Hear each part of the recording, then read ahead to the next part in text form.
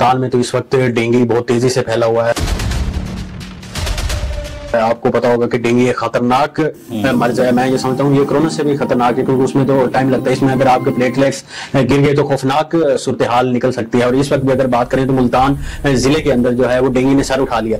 ये डेंगू ने सर क्यों उठाया, इसकी वजूहत मैं आज आपको बताऊंगा। इसकी वजूहत ये है कि मुल्तान जिले के अंदर 70% ऐसा इलाका है जहां डेंगू स्प्रे हुआ ही नहीं है। सिर्फ 25 से 30% करके महकमा सेहत ने जो है वो अपनी जान छुड़ा ली है। इसकी बड़ी वजूहत है।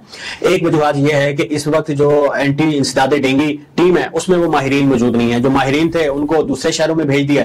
और जो ये टीम है ये इस हवाले से इतनी वाइब्रेंट नहीं है, क्योंकि 2012 से लेके 2023-24 तक वो टीम थी जो हर साल जो सर्दी आने से पहले, क्योंकि ये डेंगू आने से पहले ये इकदाम शुरू हो जाते हैं। जैसे गर्मी कम होती है, सर्दी की आमद होती है, तो आपको स्प्रे करना पड़ता है गलियों के अंदर। और खासतौर पर ये ऐसा मच्छर है कि ये ओपन नहीं होता, ये घरों के अंदर होता है, जहां पानी रखा हो, कूलर के अंदर हो गया, फ्रिज के नीचे हो गया, ये इस तरह की जगहों पर जो है वो ठंडी जगहों पर पनाह लेता है। तो उसको वहां जाकर जो है वो खत्म करना पड़ता है। अगर इसका लावा बड़ा हो गया तो ये नुकसानदेह है, इसको वो लावे की स्टेज पर ही खत्म करना पड़ता है। लेकिन बदकिस्मती से पिछले साल महकमा सेहत की जानिब से यह कह दिया गया कि मुल्तान तो गर्म तरीन इलाका है, वो इंसदाद डेंगू टीम खत्म कर दी गई। और उसके 1000 उस वक्त लोग थे, और बल्कि मजीद भी जरूरत है, लेकिन 1000 की टीम थी जो जिला मुल्तान के अंदर काम कर रही थी। और अब सुनने में आया कि 200 के करीब ऐसे हैं, और वो भी जो बेसिक हेल्थ यूनिट है वहां से मुलाजमीन को डेंगू के अंदर लगाया गया। और जो पहले मुलाजमीन थे उनको अभी तक तनख्वाही नहीं मिली। इवन के हाई कोर्ट के डबल बेंच ने उनके हक में फैसला कर दिया, हुकूमत को कहा कि इनको तनख्वाही दें। अभी तक उनको तनख्वाही नहीं मिली, वो एहतजाज करते रहे, लेकिन हुकूमत ने इस हवाले से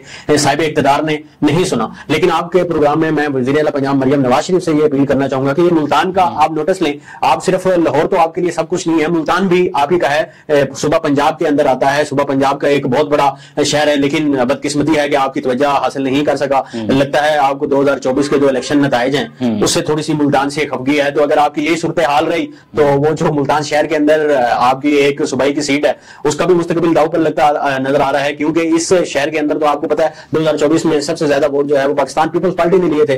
तो ये सूरत हाल भी है। तो इस हवाले से वज़ीर आला पंजाब मरियम नवाज शरीफ को जरूर देखना चाहिए, सोचना चाहिए, और महकमा सेहत की कारकर्दगी का नोटिस लेना चाहिए कि इतनी बड़ी वबा, मूजी वबा जो है वो आम हो रही है, लेकिन महकमा सेहत जो है वो इस हवाले से गैर संजीदा इकदाम कर रही है। अस्पतालों की बात करें तो उधर दुरुस्त मालूमात ही नहीं दी जा रही। और एक और भी बदकिस्मती है कि पूरे मुल्तान के अंदर एक निश्चित अस्पताल के अंदर डेंगू वार्ड है, उसके अलावा कहीं और इलाज भी नहीं हो सकता, क्योंकि वहां आईसीयू है, तमाम चीजें जो है वो मौजूद है। लेकिन वहां भी आए रोज मरीज आ रहे हैं। एक खबर यह भी है कि उस हवाले से डेटा दुरुस्त नहीं किया जा रहा कि महकमा सेहत अपनी जो कारकर्दगी का पोल है वो छुपाना चाहती है ताकि ये खुल ना जाए। आपको याद होगा इससे पहले भी एक हेपेटाइटिस का और एड्स का केस सामने आया था। महकमा सेहत ने पहले उसको निश्चित इंतजामिया ने छुपाने की कोशिश की, लेकिन जब इंक्वायरी हुई तो उसके जो जिम्मेदारान थे उनको सजा हुई।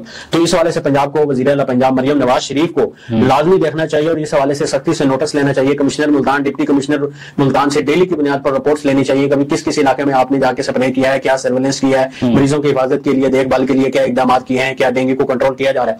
अगर ये डेंगू कंट्रोल ना हुआ, जैसे ये इस वक्त सूरत हाल है कि इस डेंगू का जो बुखार है, बीमारी है, बढ़ रही है, अगर इसको कंट्रोल ना किया गया तो खुदा न खास्ता एक बड़ा नुकसान हो सकता है।